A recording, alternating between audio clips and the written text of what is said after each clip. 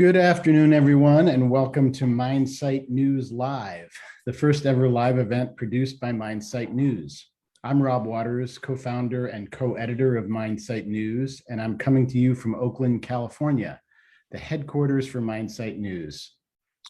And I'm Josh McGee. I'm the criminal justice and mental health reporter for MindSite News, and I'm coming to you live from Chicago.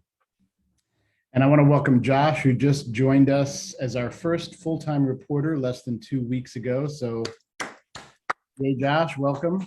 Thank you.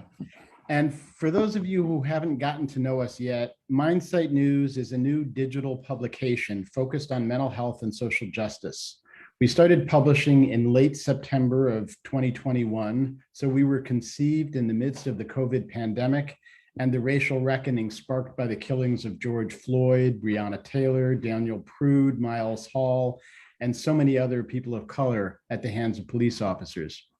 These events had profound impacts on the mental health of the nation, and that's what MindSite News is here to cover. Today, we're going to speak with Dr. Norma Devines and Dr. Ashley White-Jones, who are two of the three co-authors of a new report released last month by Raether Health on the second anniversary of George Floyd's murder. The report is called Voices of a Collective Experience, Vicarious Racism and Its Effects on Black Mental Health. Dr. Norma Devines is a university professor and the Associate Dean for Diversity and Faculty Development in the School of Education at Johns Hopkins University. Her research has explored issues of race in the delivery of school and mental health counseling and the training of counseling staff. She has consulted with school districts across the country to address issues related to diversity, equity, and inclusion. She's also the clinical research lead at Raether Health. Welcome, Dr. Devines. And Dr. Ashley White-Jones is a postdoctoral research associate at the University of Mississippi and co-founder and research advisor of Raether Health. Her academic research focuses on health equity and disparities in the Black community. Her current research explores culturally responsive mental health teletherapy for Black and other communities of color. Among her other pursuits, she works in applying a qualitative method called found poetry to address African-American men's experience with the healthcare system. And I definitely want to hear more about that. Absolutely. Dr. Devines and Dr. Jones, to start, can you tell us a little bit about Raether Health and its mission and why you decided to do this report and to release it on the second anniversary of George Floyd's death? So I can talk a little bit about Raether Health. It's a telemental health platform that is designed for the BIPOC community, Black, Indigenous people of color, to address their mental health concerns. And the advantages of a telemental health setting has to do with the privacy. People don't have as many concerns about exposure. Given the stigma associated with mental health treatment, people are able to seek services in the privacy of their own home. They don't have to worry about transportation. They don't have to worry about childcare. So there are a number of advantages for telemental health companies. And we also think about people doing so much at home today that this platform works really well. The other thing I would say in terms of the inspiration for Raether Health is that many of the more traditional forms of mental health care have not centered issues related to race, ethnicity, and culture. Often counselors or providers sort of pivot away from those concerns. People can talk about grief and loss. People can talk about career development issues. They can talk about depression. They can talk about anxiety.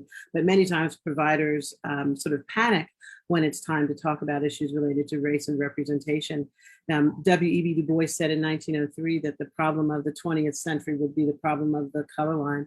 And here we've entered the third decade of the 21st century, and we've yet to have a real national conversation around race and representation. We also know that counseling is a microcosm of society, and the fact that we haven't addressed these issues more broadly as a culture, as a nation, would make it that much more difficult for addressing these issues within the context of counseling. So again, Raether has a culturally intentional model that sort of centers people's concerns around race, ethnicity, and culture so that they can be fully present and explore all of themselves and not compartmentalize themselves and their experiences, or engage with what many psychologists talk about as cultural concealment. They're sort of only expressing narrow aspects of themselves. And I can add to that second part of your question about why George Floyd and around the anniversary of his death. So last year, the Hurdle research team put out a report, which was our first report, and we kind of wrote it in response to what companies were doing about mental health. And so when George Floyd's murder happened, we saw a lot of companies, big companies, coming out with diversity statements, saying that they support Black people. We love y'all. We're here to do whatever we need to do for you. And then what? Absolutely nothing. So it was just more of lip service. And so our first report was kind of to address what these companies were supposed to be doing and to kind of highlight the fact that Hurdle was actually built for this particular time and this moment to actually fill in the gap for people of color when we needed these services. And so this year's report is just advancing on that knowledge as we talk about racism. We take another look at it from an indirect response for this year's report, and we can talk a little bit more about what we've actually written in this particular report. Yeah, I think that's kind of like the perfect segue, because I've kind of heard of this idea before, but the term vicarious racism was something I never knew there was a term for. So can you define the term and then explain why it was important to kind of explore vicarious racism at the moment? So absolutely. So when we were talking about vicarious racism, basically it's the indirect experience. So it didn't actually happen to you, but maybe you heard about it. Or in the case of George Floyd, you saw the video and it impacted you because you all shared the same race or racial identity. And so when you're seeing these racist acts committed against other members of your racial group, that's what we call vicarious racism. And so we kind of give this analogy about secondhand smoke. And so you can get lung cancer even if you don't smoke the cigarette yourself. So the same way that you can experience this form of racism, even if it wasn't directly addressed, you weren't the direct recipient of it. So this year's report kind of focuses on the bystander version of racism and how important and impactful that is on the Black person's mental health. So I think that kind of helps to give us an idea that all of us may have in some form experienced this, whether we were at the scene of George Floyd's murder or we were 20,000 miles away watching it from our cell phone. Regardless of the way that we experienced it, it still had a traumatic experience for each of us. And so I just wanted to kind of highlight that this year. So Dr. Jones, for the study, you guys took the time to tell the story of Darnella Frazier, who filmed George Floyd's death and the effect the event had on her.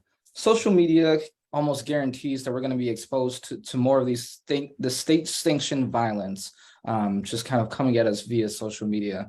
So how do we as Black people protect our mental health when these videos pop up on our timeline, our social media feed? So for this particular report, when we were talking about what did we want to do for 2022 and how we wanted to honor the legacy of George Floyd, we started thinking about all the people who were standing on the sidelines. And so as I kind of framed vicarious racism as this kind of bystander effect, we thought it might be important to look at it from the person who actually, filmed his murder. And so with Darnella standing there, witnessing all of this had to have had a profound effect on her. And then to go back in and share it on social media, which we know could be a good and a bad thing, because one, you don't want to share something on social media just to get likes and follows. You want it to be for, uplifting the community and for equitable change. And so her actual posting of the video, because it was police sanctioned violence, became very problematic because you have the Blue Lives Matter, the Black Lives Matter, and this big divide between the two of them. And so trying to even get past the idea of posting was something that she wrestled with. And we're thankful that she did, because we were able to, be a witness to what happened to him. And her posting of this video actually went against some of the claims that the police officers in their reports were putting out. And so this kind of helped us to build evidence to be able to get the type of justice that we saw later with the officers being those particular officers. And so when we're thinking about social media, sometimes we've even asked like some of our focus group participants, like, how do you deal with it? And some of the things that came out, people avoid it. We take mental health days where we try to not even watch these things, because for many of us in the Black community, this is a constant. It's not just something that happens once every 2 years. This is probably every day or every few weeks for a lot of us. And for those of us who grew up in communities where we're used to experiencing violence, we might not see it being filmed, but we're constantly being bombarded with images of people dying that look just like us. And so some of them, do the avoidance behaviors. Some of them actually do the not so good behaviors as, substance use and, drinking and things like that to try to cope with these things. But these are just all the traditional ways that we try to cope with all of our problems, regardless of the way that we see them mediated through social media. And Norma probably could add a little bit more to some of the coping mechanisms that people are using today. So one of the things, a lot of times when we talk about trauma and we talk about challenges that people experience, particularly around vicarious racism, we focus on the negative impact. And certainly there are negative impacts and negative coping mechanisms that Ashley talked about.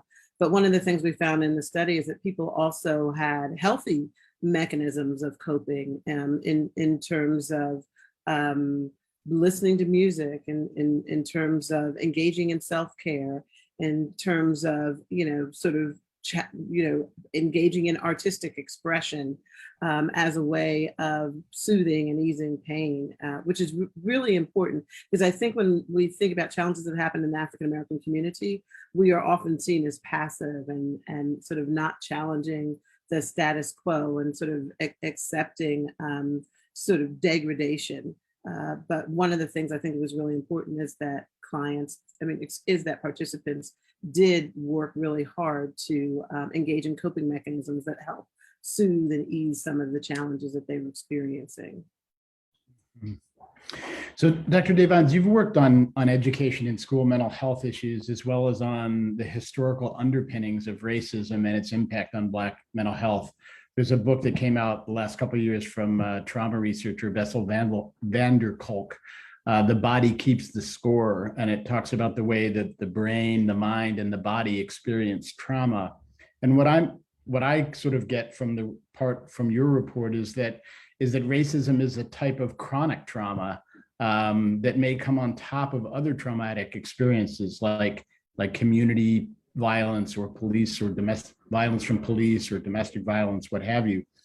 How does this accumulation of trauma and racism affect the brains, bodies, and minds of Black Americans, their health and their mental health? Okay, so first of all, I think that when we talk about racism in society, we talk about it in a way that minimizes it. We talk about it in a way that sort of generalizes racism, but it's important to recognize that racism is pervasive and it affects different communities differentially.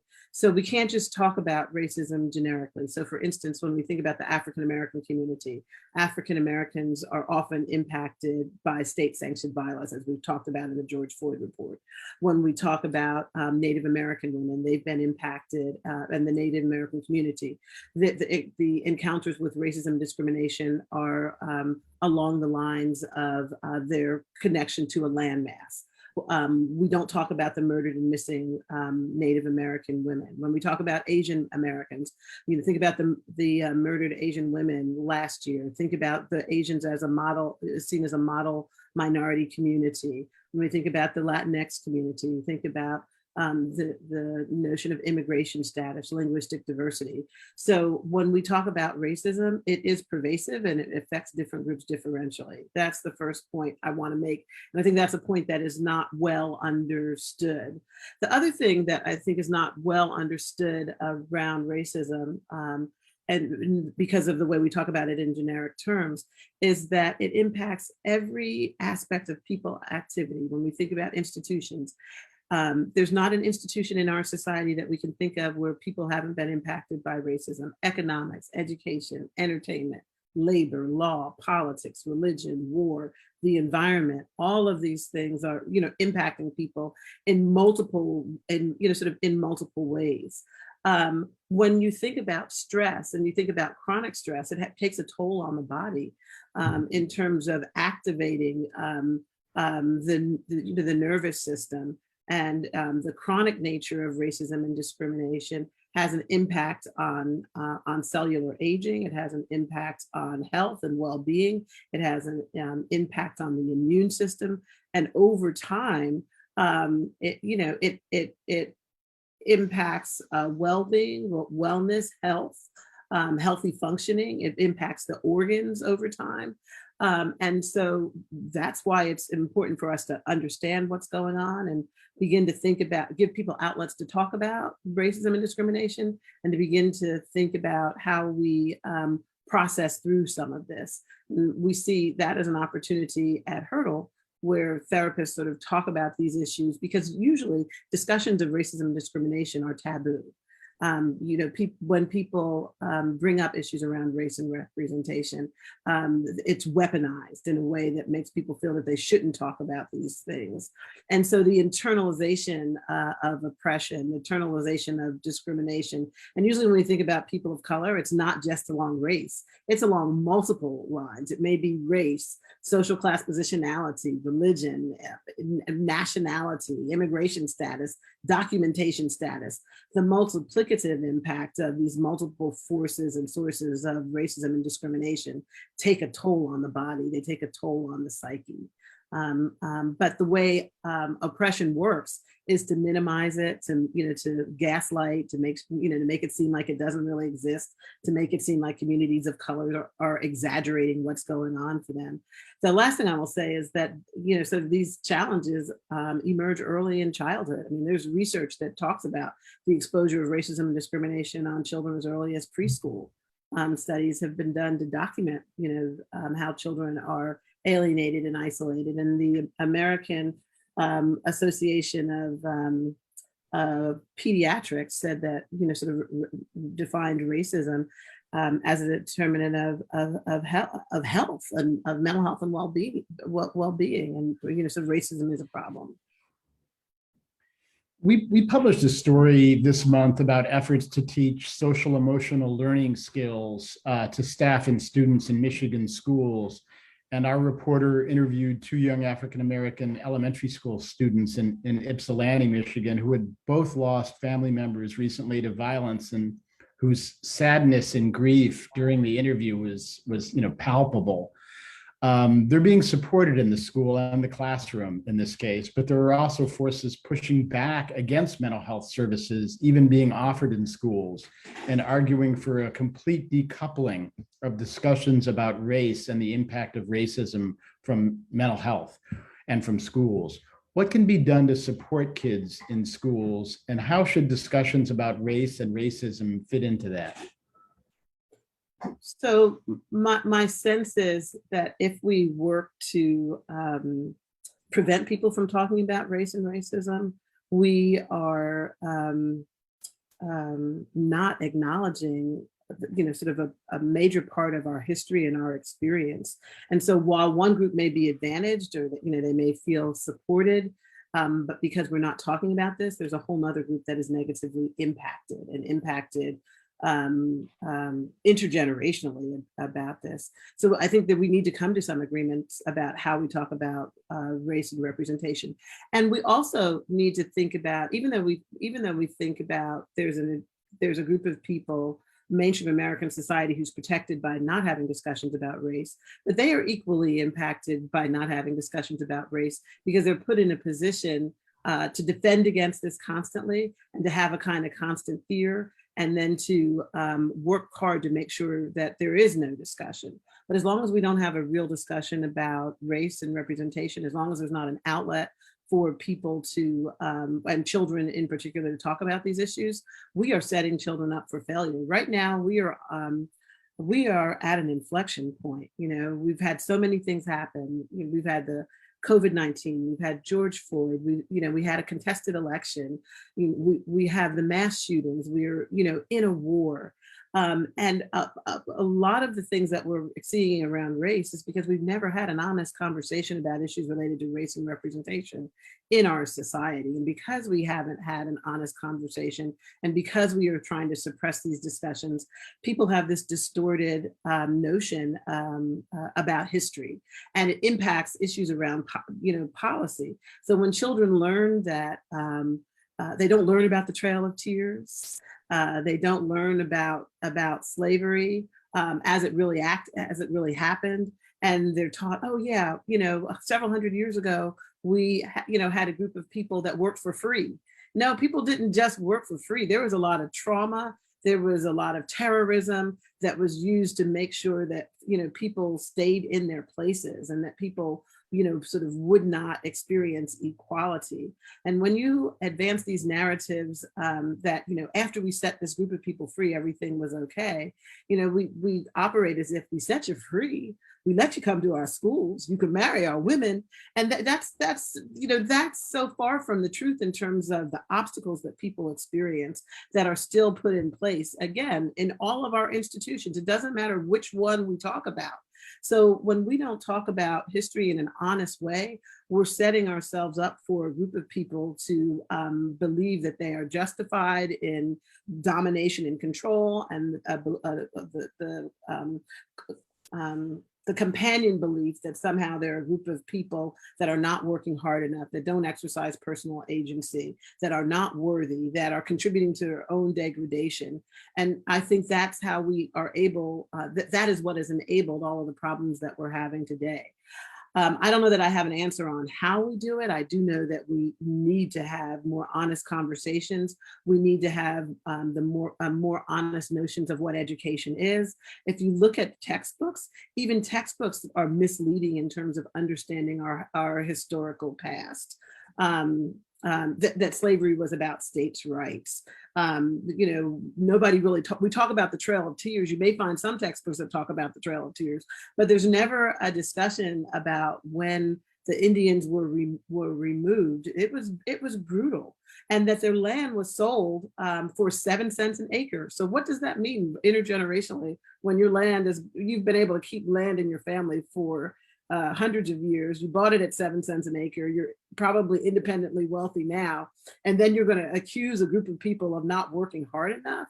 We have these narratives, these myths that are fueling a lot of the problems that we have in society now, that is impacting the mental health of large swaths of people. And if we go back to Hurdle Health and the importance of mental health and well-being, people need opportunities for the expression of these issues and these concerns, not because they're complaining and whining, but because they need to feel heard and understood. And after they're heard and understood, then there can be some movement towards how you're going to manage some of these challenges, these real challenges. Mm-hmm.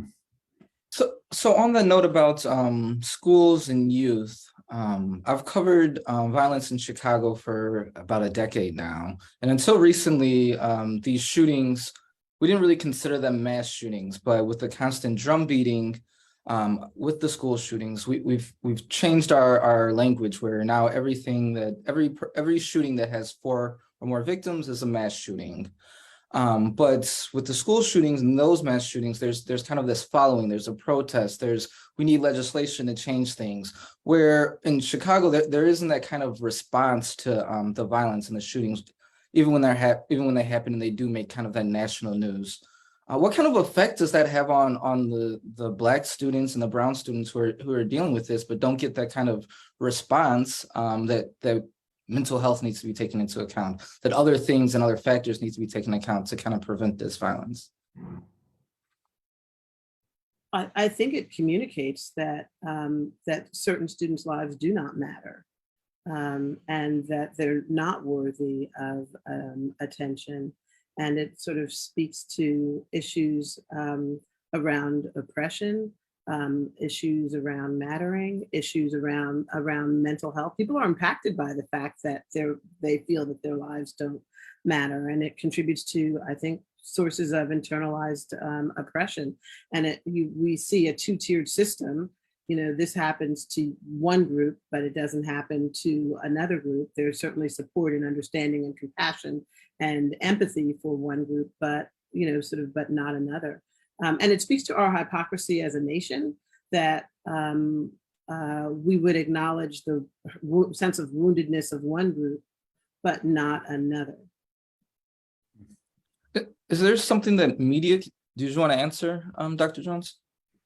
I just had a quick thought on that as I was thinking about the Buffalo mass shooting and, how unfortunate that was, but how quickly it became overshadowed once we had the Texas shooting with the children. And since then, we haven't heard anything about what happened in Buffalo because we've been so focused on, what happened with the children, which is equally unfortunate, but that definitely goes back to your point about when we're looking at things that happen to communities of color.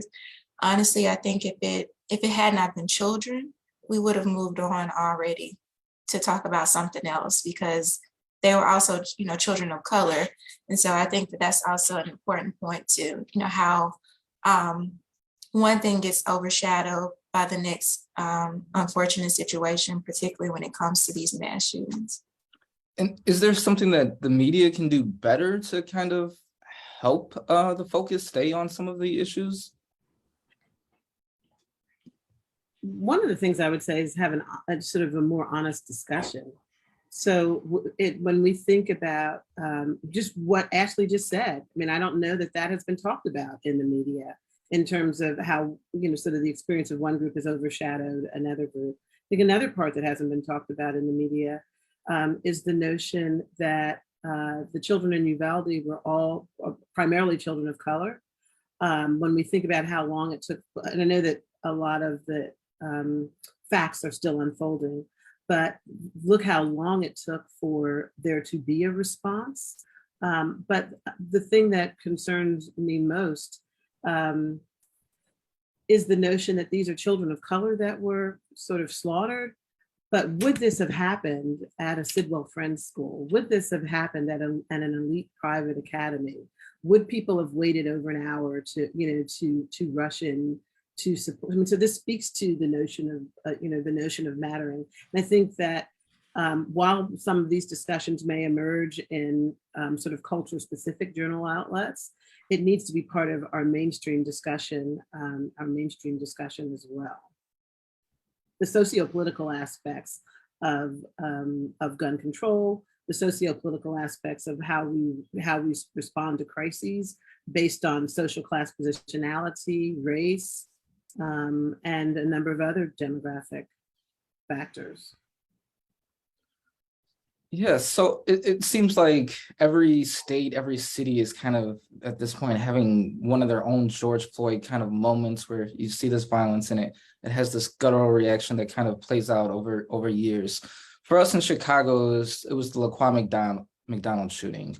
And over the time I covered it at many outlets and a bunch of different places. And I could kind of see how the media reaction to playing the video changed. Originally it was, oh, the video is here, it's coming out, you have to be the first person to put it on social media. Then all of a sudden, well, that's really violent, everyone's seeing this, this is having an effect on people. Let's put a trigger warning before we start the video. Let's not put it on autoplay.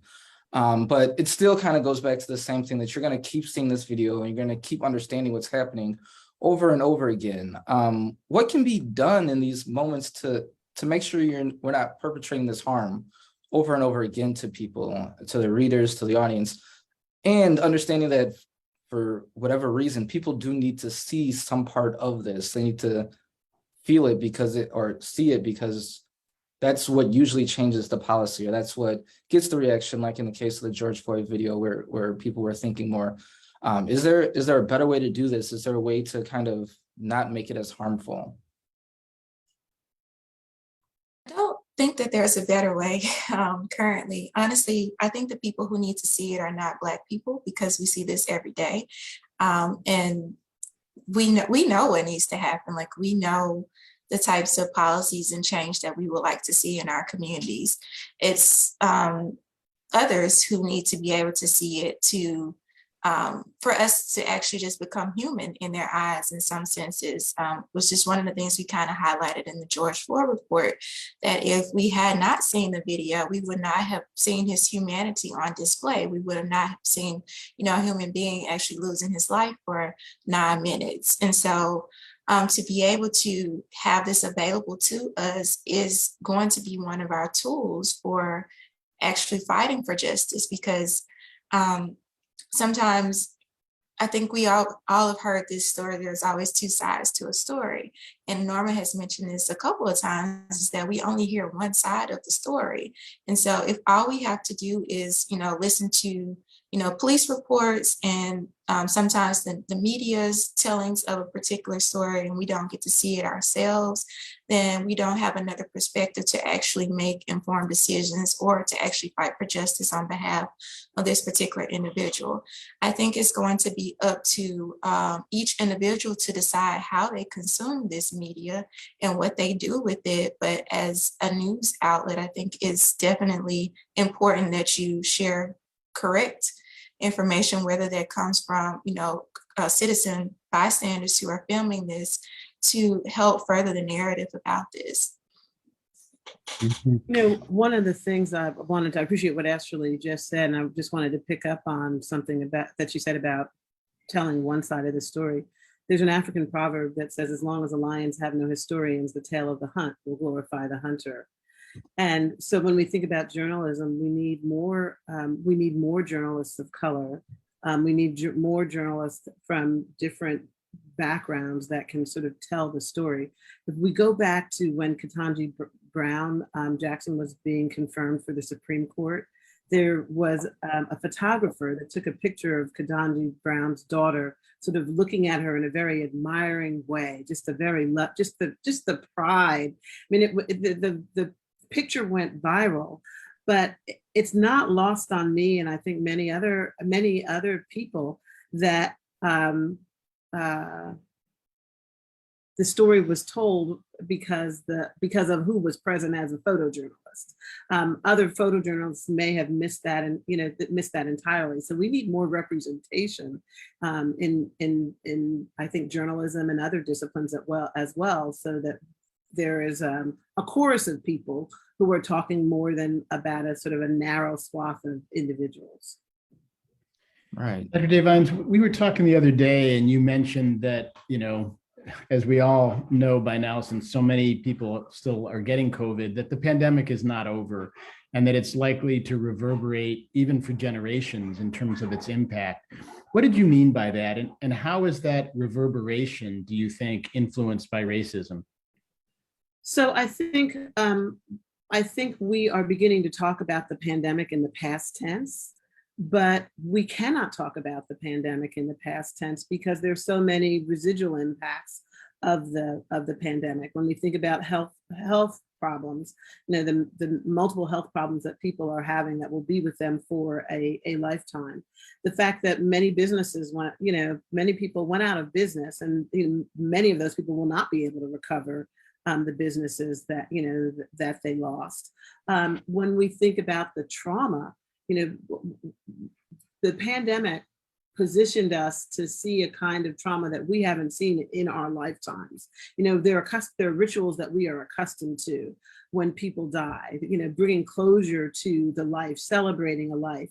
There were so many people that, that didn't get to have that final ritual because they couldn't come in person and grieve together as a collective. They couldn't support one another. At the very beginning of the pandemic, we had people we saw a lot of mass graves, or so those are things that impact people and sort of contribute to the trauma that people won't be able to get over in a few years or a few months. When we think about the number, we lost 700,000 people, and that means that multiple people and individuals and families were impacted.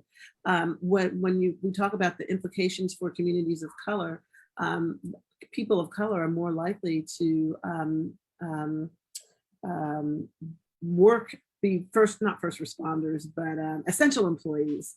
And as essential employees, there's this great level of exposure. So there's a kind of risk that many of these individuals have. And so there's so many layered ways of the pandemic and the manner in which it's impacting us. You know, when we think about the fact that we've been working remotely for more than 2 years, and people aren't really interested in going back to, sort of a job or a building or a location every day. So I think that there will be a lot of things that we have yet to realize in terms of how people are impacted. When we look at schools, you know, one of the things when I talk to my colleagues who work in schools, so if you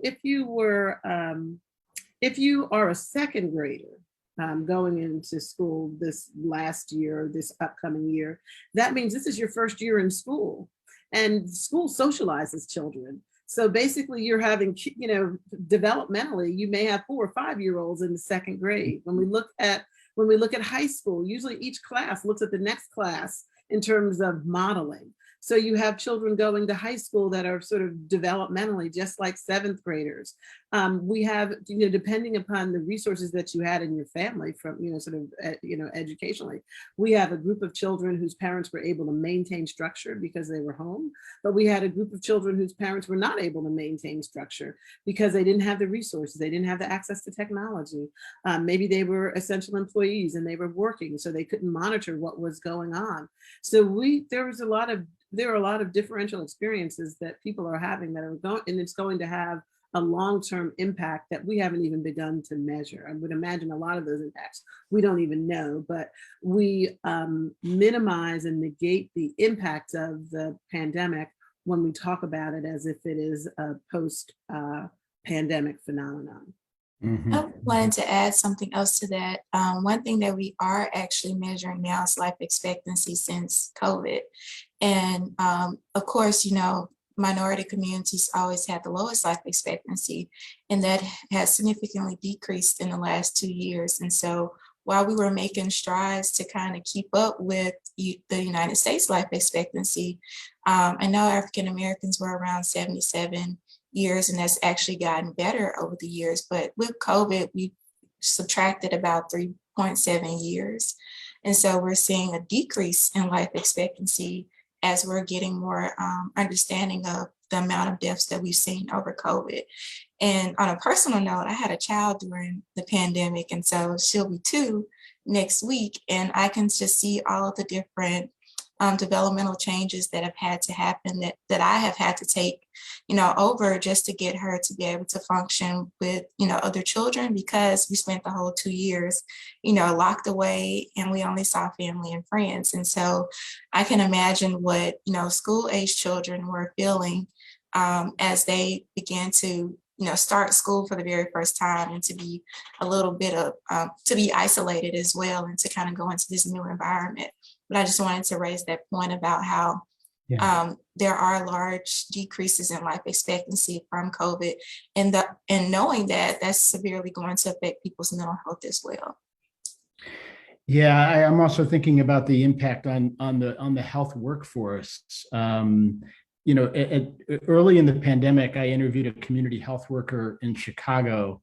I'm sorry, not in Chicago, in Philadelphia, who at that point, I think it was December of 2020, and he personally had 4 people in his family who had passed, and virtually all of his clients that he was dealing with had COVID.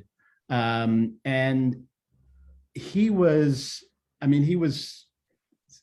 incredible in the sense that he was doing this work, and he was working in his community, and putting himself at risk. I mean, they were taking precautions, of course. He was doing his visits mostly by Zoom or phone, but he was delivering food to people.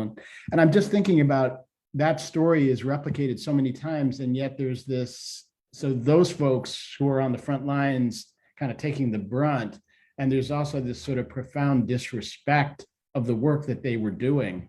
And I just wonder how that reverberates.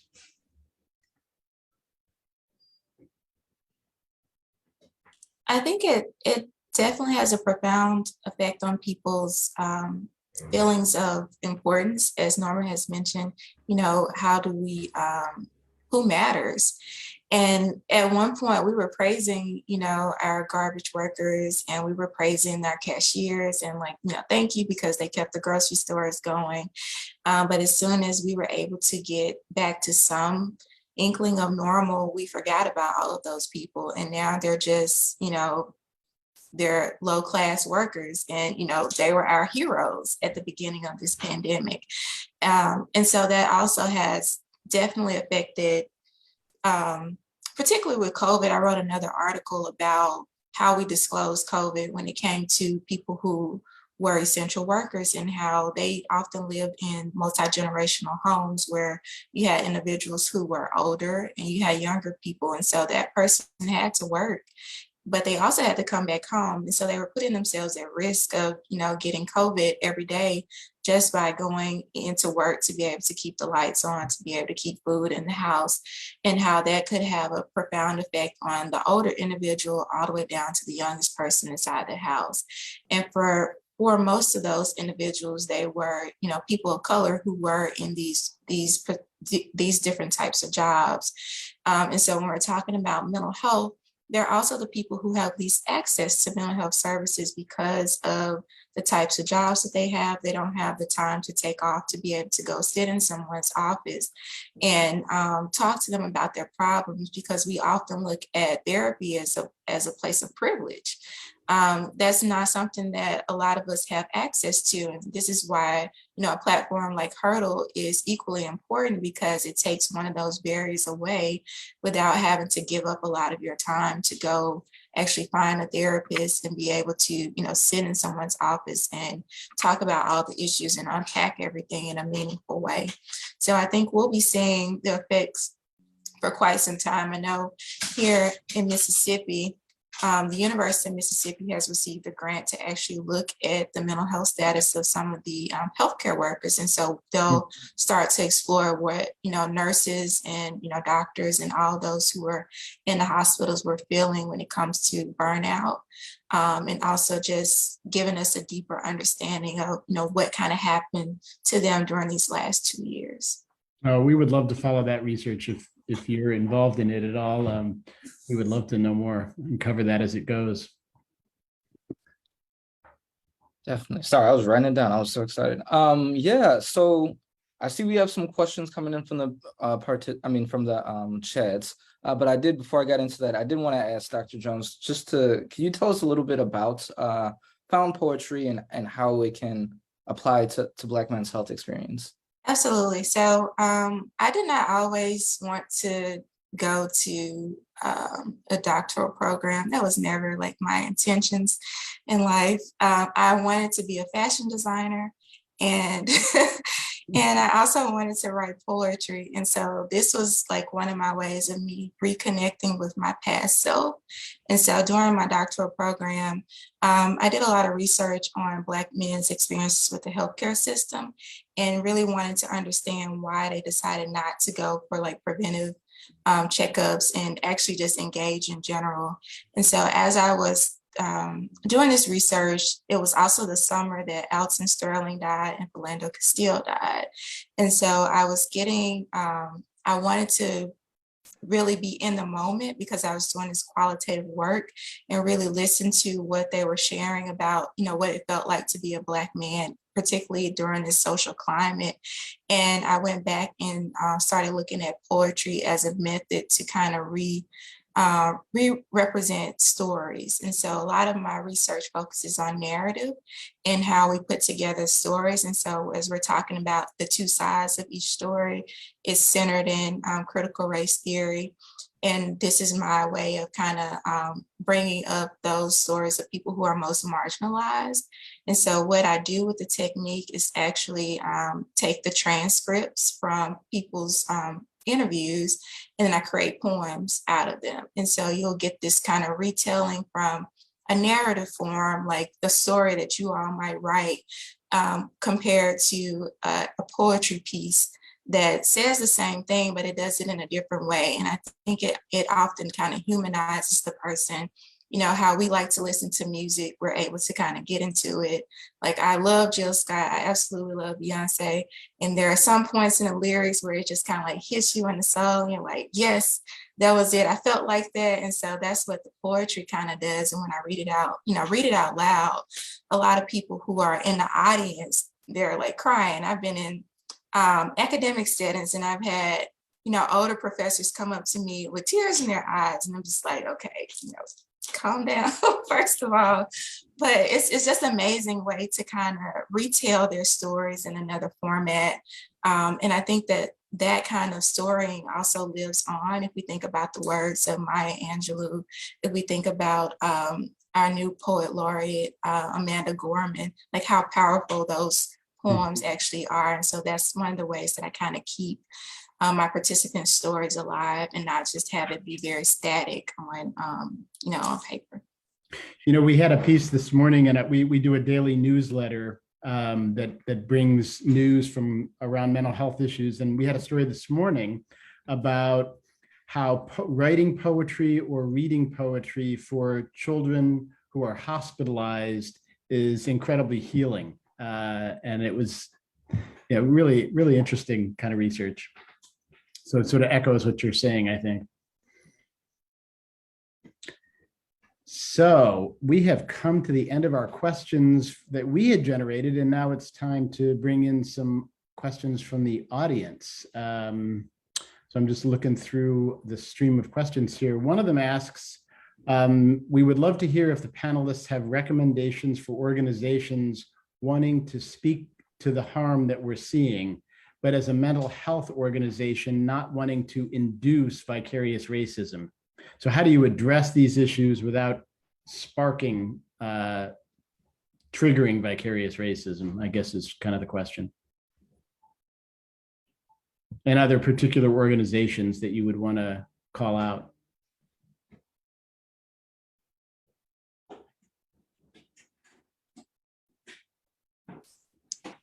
I don't know if Norma has some initial thoughts. I'm still thinking.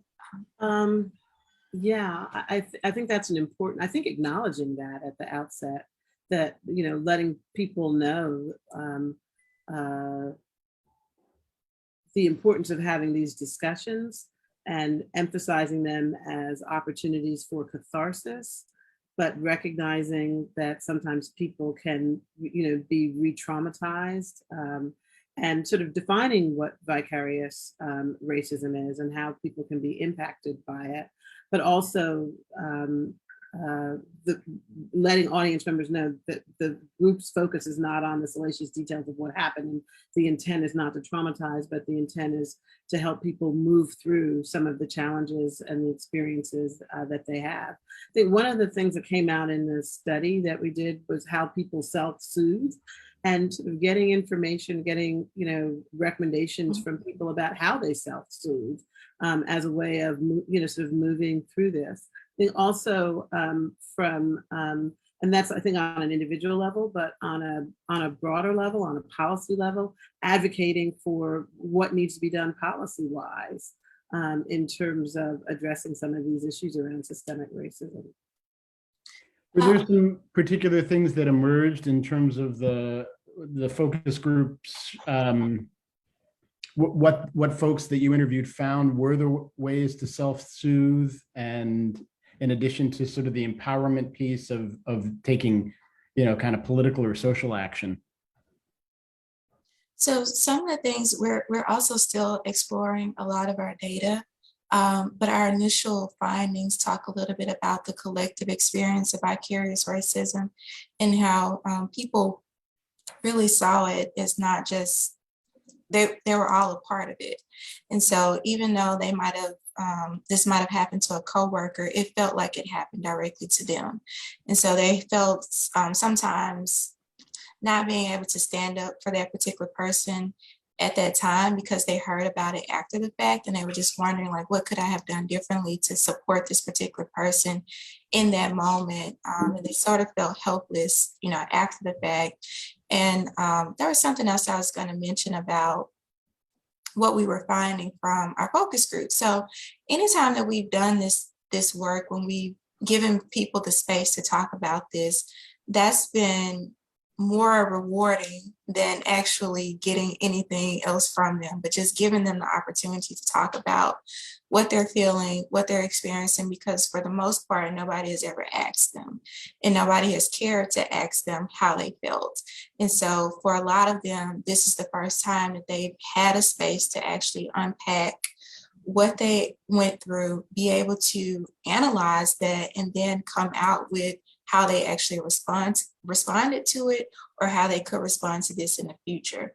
And so I think for organizations who are looking to do this work, it's going to be important that you do give them the space to do that, but also provide some other alternative for them to cope with this afterwards, whether that's through, like we talked about, music, whether that's through yoga, some form of exercise, or just always having someone on hand that they can actually talk to in that moment if it does become too traumatizing to continue. I think we got another question here. What are your thoughts regarding the link between homelessness and mental health for people of color? Are there social political actions that you believe should and or could be done?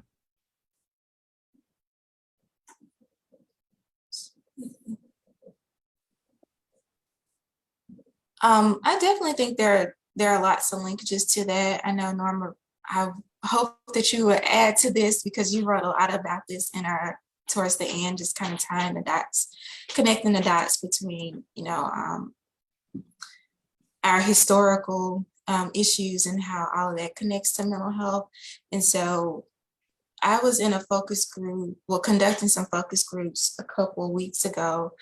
And one of the important things that came out when we were talking about homelessness is how when African Americans, after slavery was officially abolished, we were basically put out. So we've been homeless for a very long time when we think about it.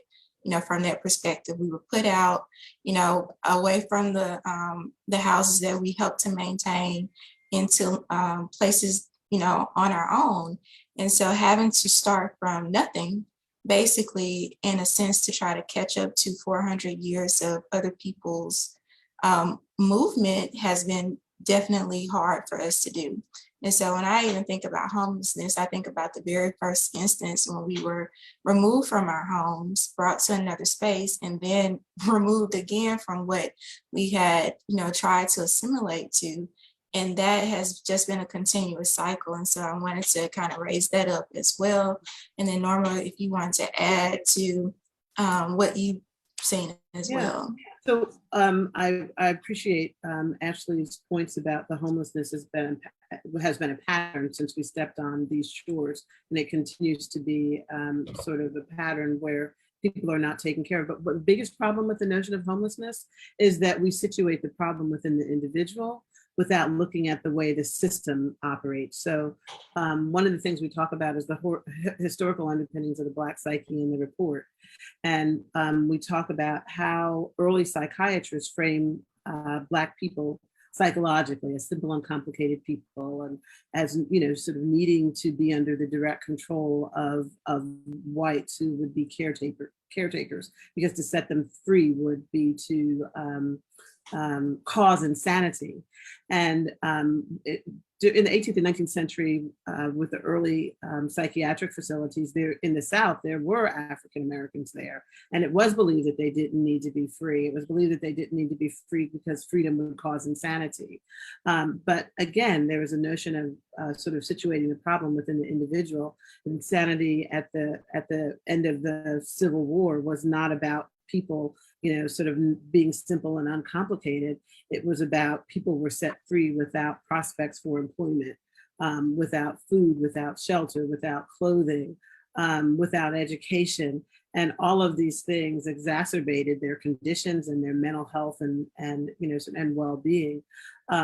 Black people who were in psychiatric facilities during the 18th and 19th century were treated very differently than whites in these facilities. Whites in these facilities were seen as, their insanity was caused for biological reasons, and it was thought that curing insanity would be a function creating idyllic conditions, music, the arts, literature, comfortable surroundings. For Black people, it was occupational therapy. And even the occupations that were set up in these facilities, you know, white women were seamstresses, Black women were laundresses before General Electric and Maytag. White men were, they were gardeners. Black men were, you know, they worked in agriculture and they worked really hard. And many of these facilities were self-sustaining. And so, you know, on the farm, they also raise livestock, and people slaughter, and that can be traumatizing when you're slaughtering livestock. Imagine slipping on the innards of an animal or on the blood of an animal. All of these things are, you know, sort of problematic. In the St. Elizabeth's Hospital in 1855, it was built. In 1877, they refurbished the facility.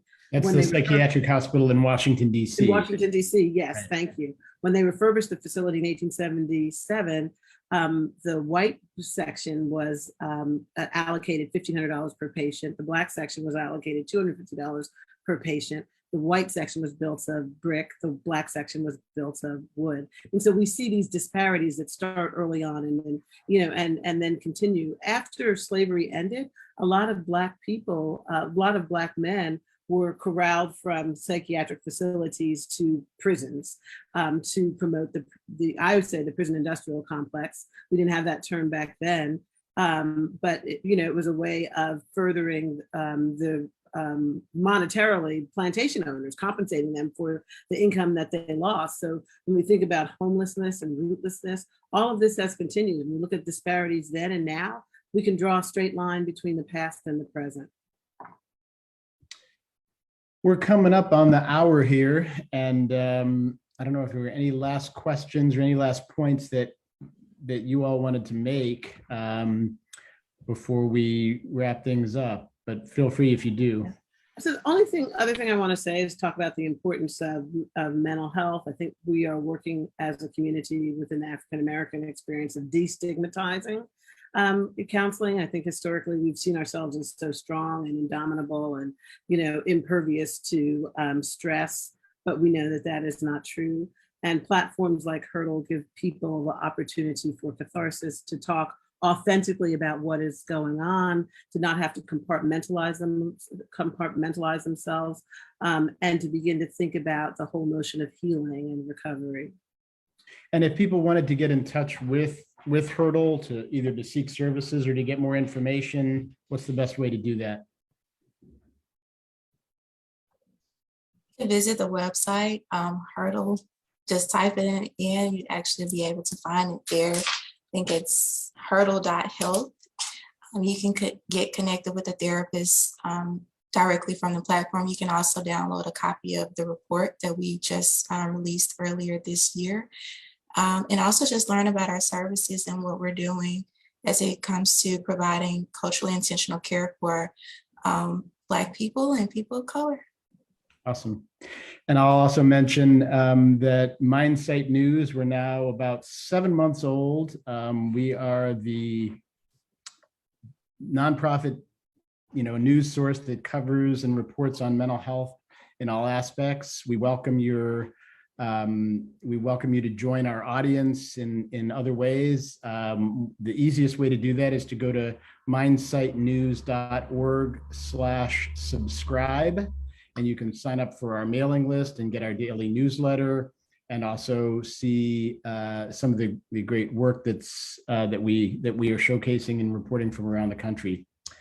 And so I want to just thank all of the panelists and Josh and our audience, which stuck with us right through the end. So thank you so much. And I'll also encourage folks, there are in the chat, there are a lot of resources. So before we shut down, before the Zoom gets shut down, you might want to copy them and hold on to them and take a look. Thanks so much to everyone. Thank you. You guys, thank you. Bye.